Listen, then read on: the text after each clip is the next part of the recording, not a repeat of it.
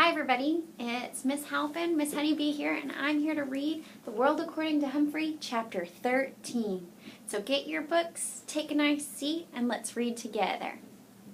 Chapter 13 has some sadness in it, and so I want us to get ready because Humphrey is about to go on an adventure that he didn't expect. As you read with me, think about the sad that's happening with Humphrey and maybe how he feels a little scared. What he'll learn in this chapter is very important. Stay tuned. Chapter 13. Thanks, but no thanks. Since Mrs. Brisbane didn't say a word to me on the drive home, I had time to reflect on the last few months. I had not had a bad experience with any of the families that I had visited. In fact, they had all been gracious and welcoming, except Miranda's dog, Clem, but I knew how to handle him. In return, I'd lent them a helping paw here and there. After all, you can learn a lot about yourself by getting to know another species. I was overdue for trouble, and I was likely to get it at Brisbane's House of Horrors. That's how I pictured her at home, decorated with skeletons and bats and eerie jack-o'-lanterns all year long. I was shivering at the picture I had in my mind when Mrs. Brisbane actually spoke. "Humphrey, I need you like I need a hole in the head," she complained. "The same to you," I squeaked back rudely, knowing she wouldn't understand. "I don't know what Bert's going to say about you, but whatever it is, it won't be pleasant. Nothing he says is lately," she continued. "Bert? Who's Bert?" Then I realized it must be her husband, the one who's sick. Well, I was certainly not looking forward to meeting him, based on what I'd just heard. "It won't be much of a Thanksgiving," she said. "We don't have much to be thankful for this year, but I'll try." "Good for you," I squeaked. She almost smiled. "Thanks for the support." The Brisbane house was yellow with white shutters and lots of big trees. Colored leaves covered the front yard. "And on top of everything else, I have to rake," Mrs. Brisbane said through gritted teeth. Inside, the house was surprisingly cozy.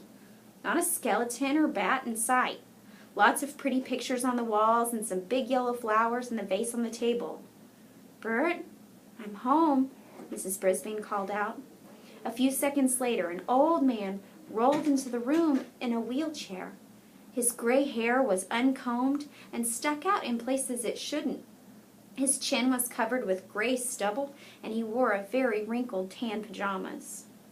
His expression was so sour, he looked as if he'd just drunk a glass of vinegar. Ugh. Mrs. Brisbane set my cage on the low coffee table. "We have a guest for the weekend." I could tell she was trying hard to sound cheery. "His name is Humphrey." Mr. Brisbane sneered. "This is unacceptable. For the little pay you get, that school can't force you to spend your weekend babysitting a rat." I bit my tongue to keep from saying something unsqueakably bad. "They're not forcing me," argued Mrs. Brisbane.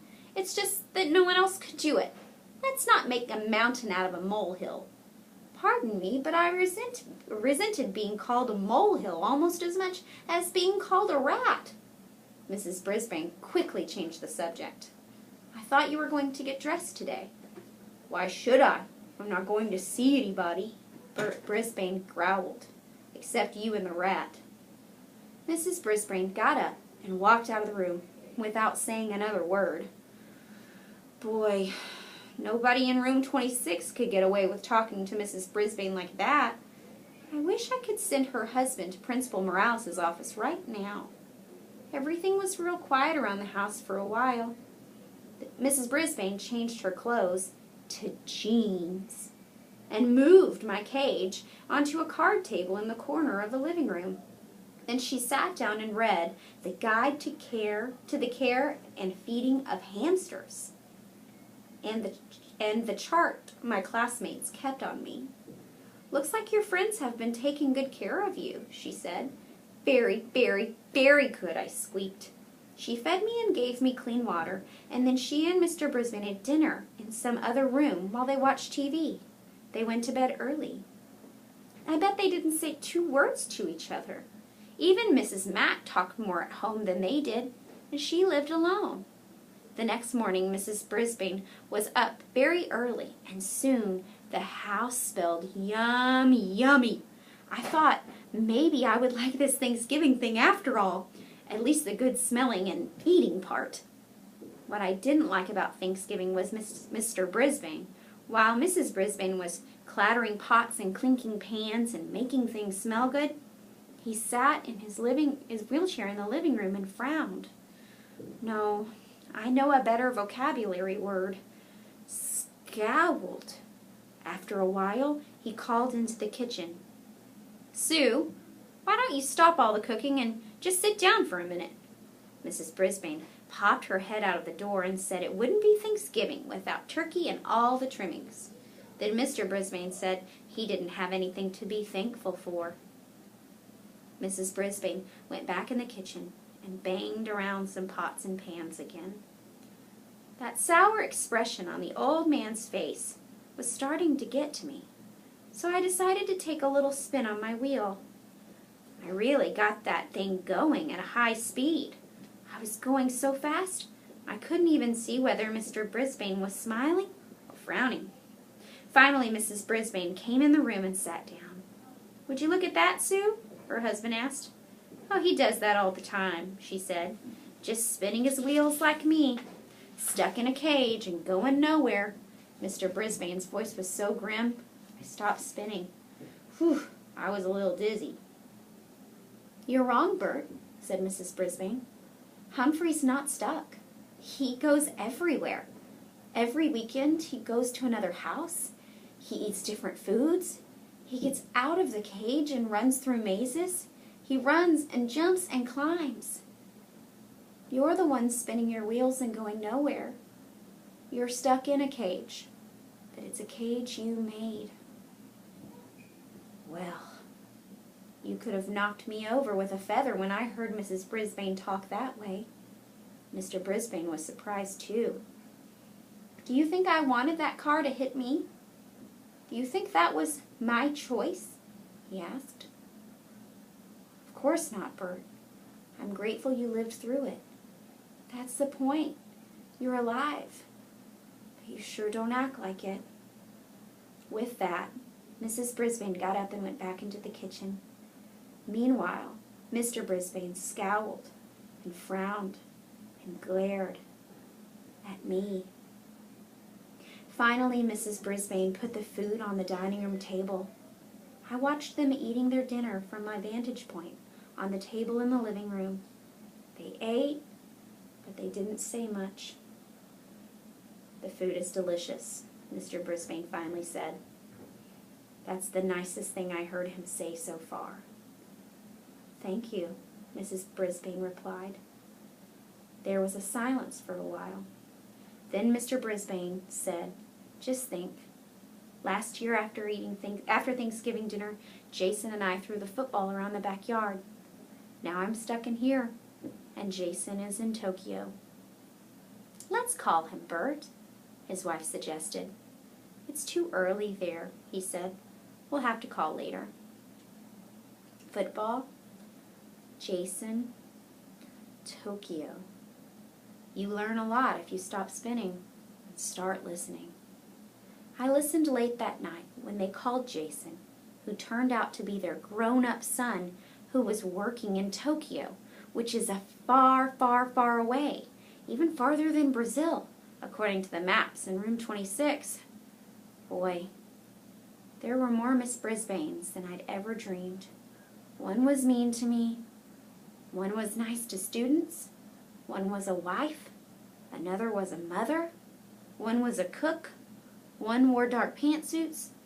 The other wore jeans. But which one was the real Mrs. Brisbane? That night, as they headed out of the living room and toward the bedroom, I heard Mrs. Brisbane, the wife, say, "I know you think I was being hard on you, Bert, but it really is time for you to think about what you're going to do with the rest of your life. Mr. Brisbane didn't answer. Tip 13. Remember, hamsters are very, very curious. Guide to the Care and Feeding of Hamsters, Dr. Harvey H. Hammer. Boy, this was a very, very challenging chapter. This chapter reminded me of our Wiley Way tenet number 2, caring and giving.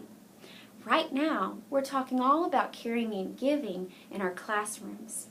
Caring and giving can be difficult sometimes, especially if a person's feeling very, very sad or has had a really challenging time. Mr. Brisbane it sounds like he had a really hard accident. And sometimes when a person has an accident or has an injury, they can feel really sad. Mrs. Brisbane is being very kind, caring, and giving to him by helping him around the house, by making a delicious Thanksgiving dinner, by reminding him to call his son, because we know that talking to the people that we love makes us feel so good. She also had to say something very challenging to her husband, and that is to remind him that happiness is a choice, and gratitude is like taking two words, great and attitude, and hugging them together. She wants Mr. Brisbane to have a great attitude about the fact that he is alive and has people who love him. Today, I hope that you can give hugs to the people who love you, and you can have a great attitude and practice gratitude for them as well. Thank you for reading with me. Goodbye.